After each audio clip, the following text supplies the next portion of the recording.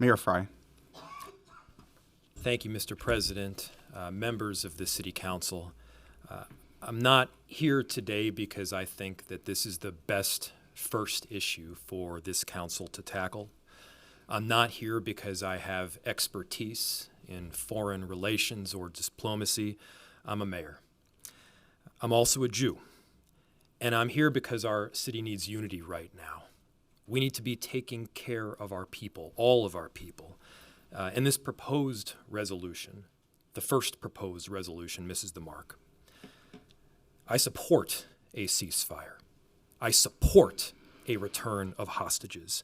I support a two-state solution, including both a sovereign Palestine and a sovereign Israel. And I support a resolution that can bring people together, not divide us. I would sign a resolution that meets those ends and draws those conclusions. This resolution, however, is one-sided. It chooses what context and history to include and what context and history to ignore. All of us have our own histories. At times they're different. That doesn't make them any less valid or truthful, but it does cause fraction. It does cause faction, especially when we decide to include one side but not another. I too believe in a great project for humanity, but that project must importantly not exclude Israeli Jews. So much of the narrative that I have heard imparts what is an American history on the state of Israel. Israel has its own very complex history, a history that includes both Arabs and Jews. And importantly, that history is not the same colonial history that we have seen here in America. Israel largely was founded by refugees. Tens of thousands of people coming from Iraq and Iran, over 100,000 from places like Morocco. 2 million Jews were slaughtered in Poland, 1 million Jews slaughtered in the Soviet Union, and 3 million more across Europe. The orphans of these families that were killed, many of them landed in Israel. This resolution does give important context that is relevant and is truthful to Palestinians. I do not shun their histories and stories. To do so would be exclusionary. But the same applies to Jews. And the context that is left out is that the state of Israel, again, was founded by refugees and people escaping war, discrimination, persecution, and slaughter. And so including some people's histories as valid, truthful, and righteous as it may be while ignoring others is neither progressive nor is it inclusive. It's just sad. But in addition to being sad, so many Jews throughout our city and throughout the world right now are afraid. Things have gotten scary. When my wife and I went to the tiny Jewish section in the grocery store the other day, there were stickers placed on all the products saying, "You support genocide." Stickers on all the Jewish and Israeli products.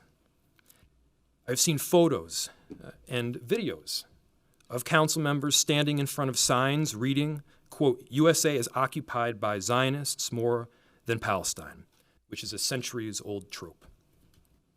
We all watched in horror on October 7th, and then hours later, elected officials, organizations spoke out not against the atrocities and what Hamas did, not against the killing, the rape, and the mutilation of innocent people, but oftentimes they rushed to condemn Israel all before a single counterattack even took place. Even worse, some actually supported the Hamas massacre. Council members have joined press conferences in front of my face, displayed in effigy with a Hitler mustache. Never mind that he slaughtered my extended community.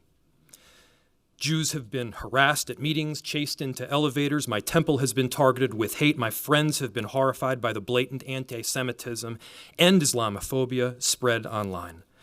And I ask, what if the previous examples that I just mentioned in the above scenario, what if we replaced the word Jewish with black or native or Somali or Hmong?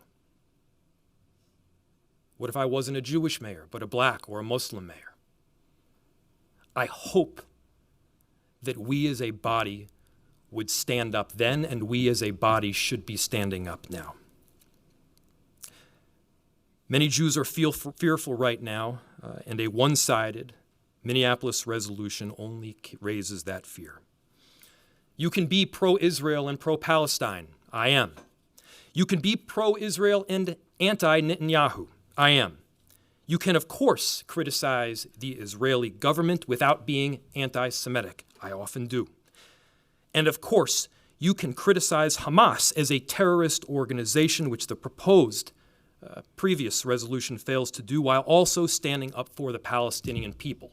We all must be standing up for innocent civilians, period. And we all must be taking care of our residents here in Minneapolis. What gets to me is, if passed, is this resolution is moving in on an extremely complex issue and presenting it at times as a more simple one-sided story. And what gets me is delving deep into details where we all lack expertise. This new alternative resolution accomplishes the primary goals. It calls for ceasefire. It calls for a two-state solution. It calls out anti-Semitism and Islamophobia. It calls for return of hostages held by Hamas and prisoners unfairly held by Israel. But it doesn't tell a one-sided story. It doesn't include context and history of one community while ignoring the other. This is a hard thing for me to talk about because in addition to my official role as mayor, I also have a personal role as a Jew.